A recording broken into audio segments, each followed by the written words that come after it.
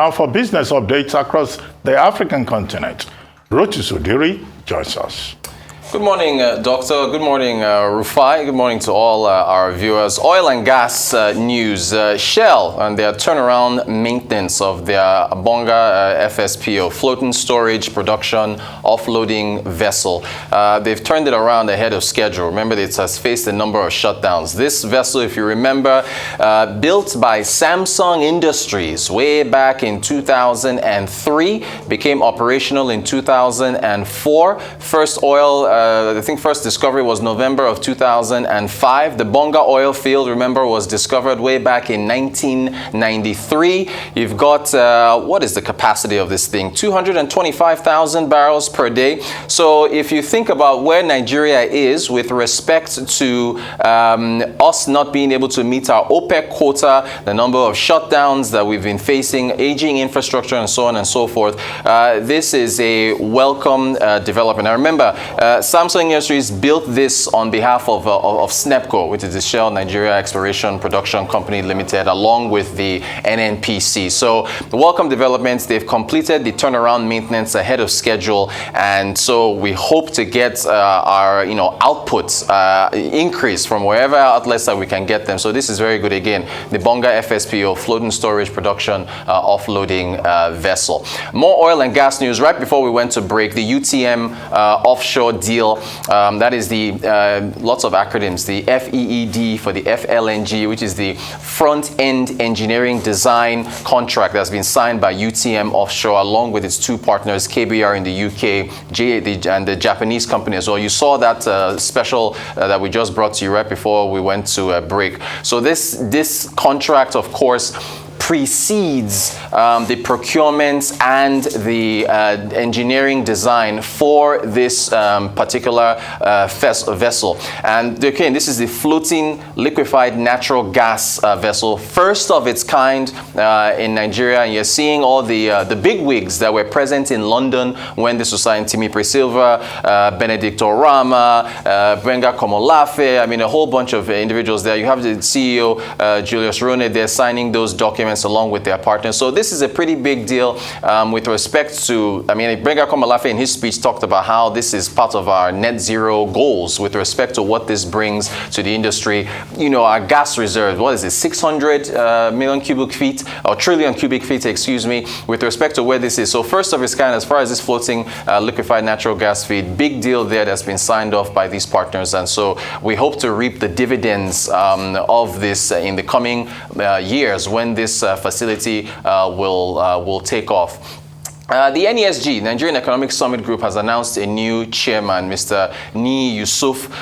He, of course, has taken over from Mr. Igodalo as the chair of the Nigerian Economic Summit Group. They just announced that this week.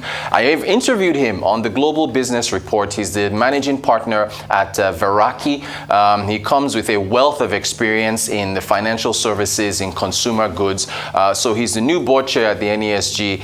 We were looking forward to a debate this month from the NESG economic debate with the candidates. It didn't happen, unfortunately, but this is a welcome development. Again, Mr. Yusuf has been on Arise Television. We've had him talk a lot about business and a lot here. So, congrats to him and the NESG as far as where they move forward with this. We go to Kenya, and Bill Gates. The bill and the Gates Foundation has pledged $7 billion over the next 4 years to a number of causes in Africa, from the poverty, gender inequality, education, agriculture, healthcare. There he is arriving in Kenya. That's Bill Gates. So there's look, Bill Gates. What can you say about the number of initiatives that the Bill and Melinda Gates Foundation have concluded on the African continent, from assisting Nigeria with polio to a number of other issues? So this is, a further big financial pledge from them, $7 billion over the next 4 years to assist with a range of metrics. I mean, Dr. and Rufai, you were just going over our new poverty numbers for Nigeria not long ago. So those are the kind of things that they're going to be looking at with respect to trying to assist Africa in improving these metrics over the next few years. And still in Kenya, they have announced that they are going to remove import duty on maize over the next 6 months. Kenya has been facing major shortages with maize. You've had millers shutting down. The war in Ukraine has not helped. The supply chains from COVID, that has not helped as well as far as the shutdowns are concerned. So this is still an industry that is recovering. This is a staple food in Kenya. So for the next 6 months, they're going. In fact, if I look at a tweet from the Cabinet Secretary of Investment and Trade over in Kenya, Mr. Moses Kuria. He says, in view of the food situation in the country, that's Kenya, I shall be signing instruments to allow duty-free imports of GMO and non-GMO maize for the next 6 months. So that's, that just shows you how serious things are. That's our updates from the African continent. Okay, where do we start from? Do we start from here in Lagos? All right. First of all, you talked about Shell completing the turnaround maintenance. I think it's a very big development, considering the fact that when the Bonga field was shut down, was it last year? It was responsible for about a production of 225,000 barrels of crude per day, with a storage capacity of 2 million barrels of crude oil. And then, of course, we were not given full explanations, but what was clear was that had a corresponding impact on Nigeria's production capacity, ability to make quota, and also ability, to generate more revenue. And that is why it is very good that this very deep field, because it's in the deep waters, over 1,000 meters, operation facility, is back to life. Yes, indeed. After what the operators Shell have described as a routine maintenance. It will create, of course, relevant support industry, create more jobs, generate more activities, and on all sides, it is win-win. Indeed. And the fact that it is deep offshore, is also a good encouragement. And that news is also coming on the back of the news about the UNF, right? You called it? UTM offshore. The UTM offshore, which is related to gas. Now, we've always said Nigeria is essentially a gas production company. Indeed. With about 600 trillion, 600 trillion cubic meters of gas, which is great potential, from which Nigeria can get a lot of revenue. And with the volatility that we've seen with oil and gas, taking a concrete step, as has been promised by the Nigerian government again and again towards gas development, is something that is heartwarming. This looks like the first step in that regard, but it looks like something that can be that can and should be sustained, particularly at a time when one of the major issues in the world is the supply of gas. The Germans and the Russians, they have issues over Nord Stream 2, right? The European Union countries will say, they'll place a gap on what Russia can do with energy supplies. Many of those European countries, they've been looking towards Africa. Indeed. Right? Libya, Angola. Nigeria was missing in the equation. Although we have Nigeria LNG, but we can do a lot more. If indeed Nigeria is a gas production country, and that's why I think those two are positive. However, the footnote to put there is that this energy transition that everybody is talking about is not something we must all realize that is going to happen overnight. Very good, very true. The energy transition itself may take up to about 50 years. Indeed. So it will require commitment, both at the policy level and at the operational level, to be able to see it through. So the gas, we may have enormous gas reserves and resources and all of that, but government after government must commit to it. And we hope in that regard that the next government that comes after now will see the need to sustain some of these moves that have been made by the Buhari government. They are delicate things that another person cannot just come and say, I'm now the president of Nigeria. So I want to start afresh. When many new presidents say that, they do so strictly out of ignorance. The Nigerian Economic Summit Group. Well, Niyi Yusuf, yes, good choice. He's been vice president, or was it vice chairman of the Nigerian Economic Summit Group. He's been part of the team over the years. He's been chairman Ascensor, or was he managing director? Managing partner at Veraki. Okay, no, you mean prior to Veraki? Yes, that's correct. Yes. He was chairman of Junior Achievement Nigeria. He's now, the head of Veraki Group, so he understands the process. Indeed. He knows what it is. But the NESG is not a bureaucracy. Yes, that's right. We can give them credit in the past of the policy inputs that they have made. But Nigeria is going through a very critical moment at this time.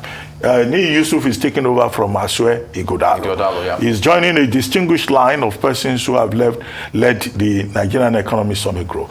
But at this critical time, we hope that there will be better connection between the Economic Summit Group and the policy wonks in government. Thank you. To make sure that the NESG does not continue to be projected as a think tank, where people just go to Abuja or elsewhere and they drink tea, they take what do you take? Cake. Cocktails, and then they write their report and it ends there.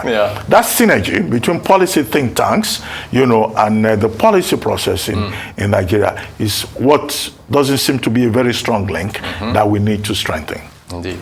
Well said, Doctor. Well said. Okay, Rotus, we're quite excited about this. The fact that we're getting those contracts once again, production prospects are increasing and things like that. We've been able to tap into gas, which was a lot of possibility for us, and we have not been able to harness over the years. So I'm excited about things like this.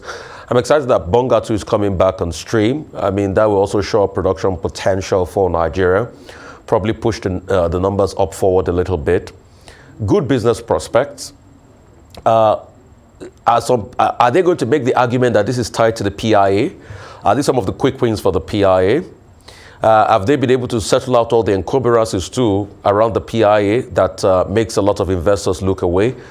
But I'm excited because gas is always the future. And I don't even think fossil fuels are going to be here for the next 50 years. I think they're going to be here for the next 70 to 100 years. And this is my argument. Only just today, part of the Jeremy Hunt's new plan is to be able to start charging taxes on electric cars, road taxes on electric cars, because, hey, they need money.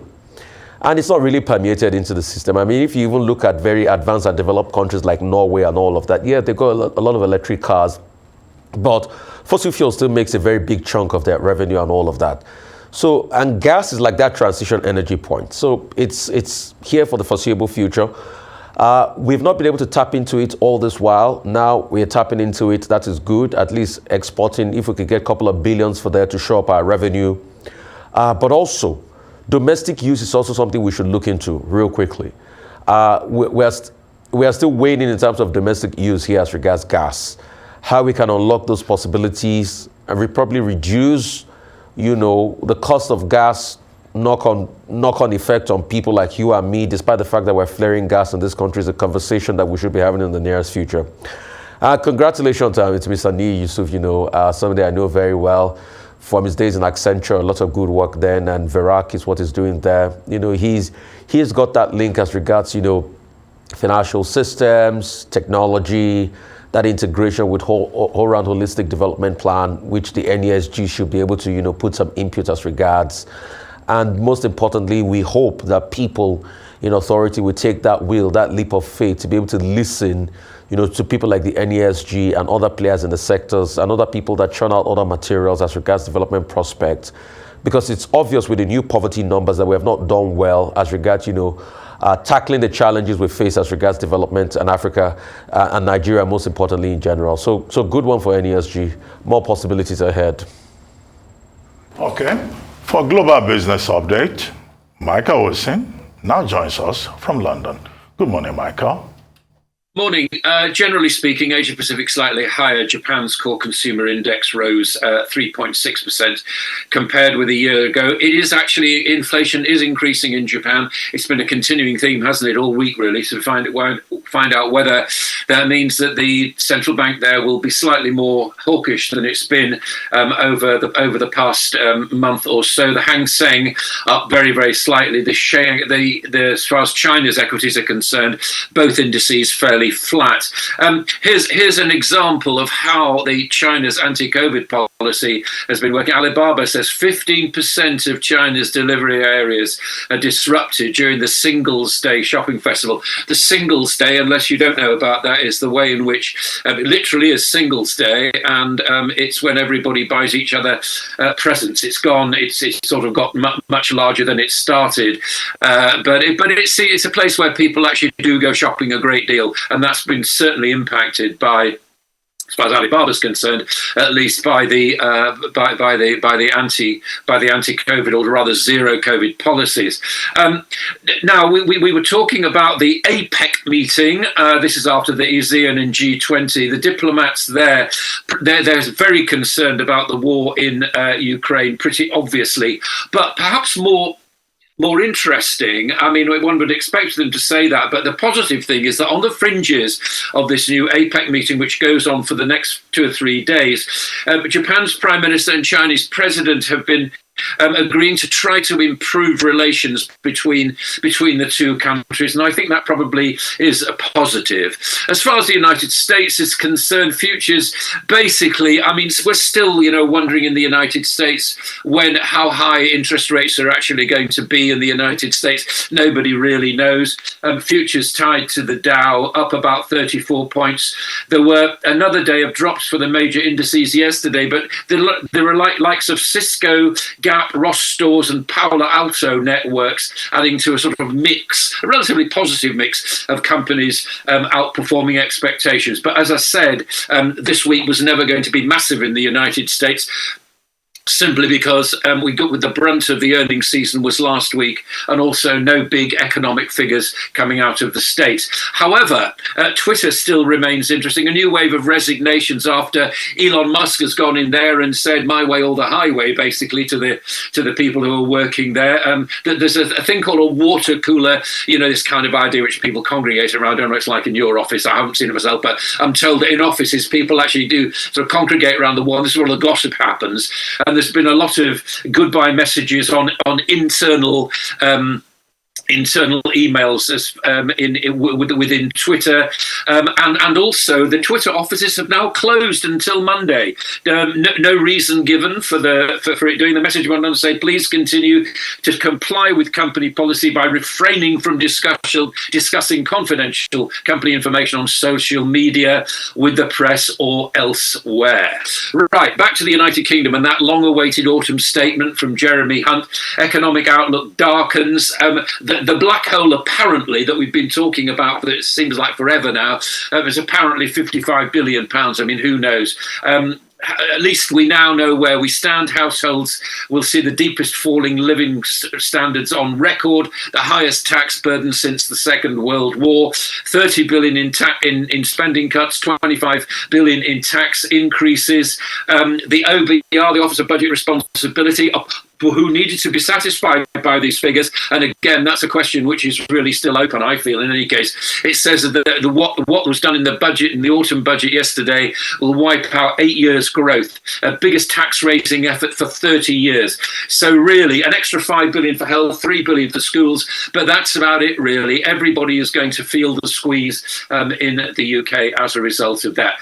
According to, about commodities, really, oil prices slipping. Again, people looking at COVID and so on, and the increasing number of cases in China, it sort of seems to go up and down. No massive response from Russia about the latest moves. I'm going to draw your attention finally as far as commodities concerned. I don't really know what to call them, really. Should we call them commodities? You know what I'm talking about. I'm talking about cryptos. The contagion from the FTX affair is definitely spreading across. It's now Binance has been saying, Multicoin has also been saying that it will be actually spread. It's very difficult to find out what's going on in FTX because it's wrapped up in bankruptcy proceedings at the moment. But the people in the United States comparing it to Bernie Madoff and also to Enron and so on, the goings on there. No doubt all this will actually reveal itself as details of this implosion gradually come out. But it looks as though that contagion with cryptos is actually spreading right now. That is the global view. Right. Michael, if you can hear me, I just quickly want to talk about two things. Number one will be about the autumn statement. It is obvious, yes, there's going to be a big squeeze, but the impact on living for people, livelihoods of people, the fact that this is going to be about the biggest assault on the livelihoods of people in the last 30 years in England. Yes, I know Jeremy Hunt needs to raise taxes, but was this the best possible way to have gone? And also the fact that now we are seeing 55 billion in that black hole. It is quite nebulous because a lot of numbers are being bandied around. Is it truly 55 billion or is going to spread it around? Take, for instance, we just came back from COP27. I mean, the world just came back from COP27. And guess what? Jeremy Hunt is cutting back that rate, that tax waiver on electric cars before. Electric cars now have to pay road taxes in the UK. What is really going on here? And secondly, what is happening to Masayoshi's son and SoftBank?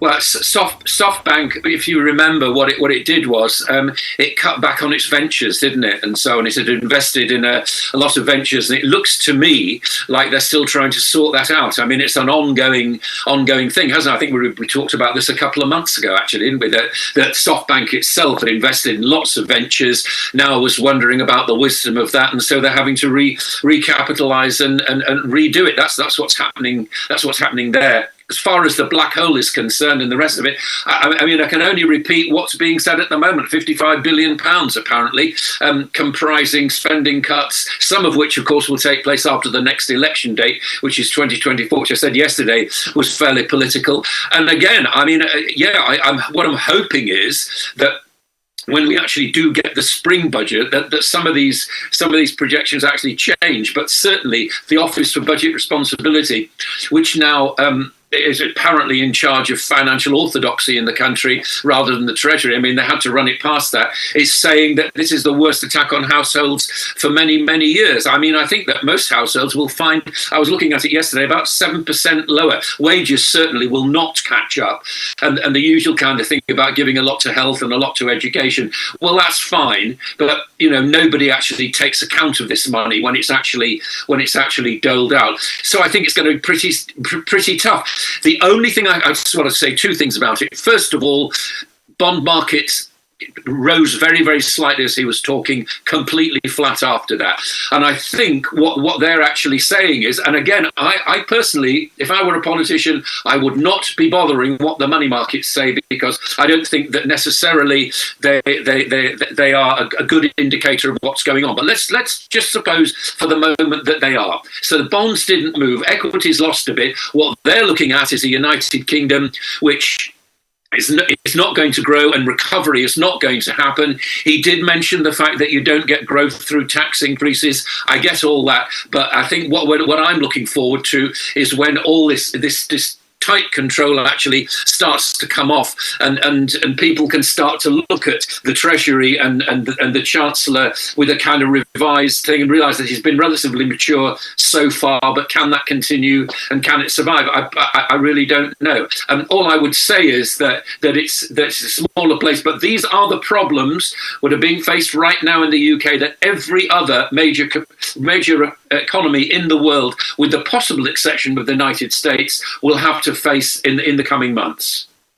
Okay, Michael, I mean, we discussed this yesterday when I was saying the expectation was that the fiscal hole will be about 54 billion pounds. But this morning, we see that it's now 55 because there was an increase of $1 billion with regard to tax rises, which yesterday was reported to be 24 billion pounds, and then 30 billion in terms of cuts from public spending.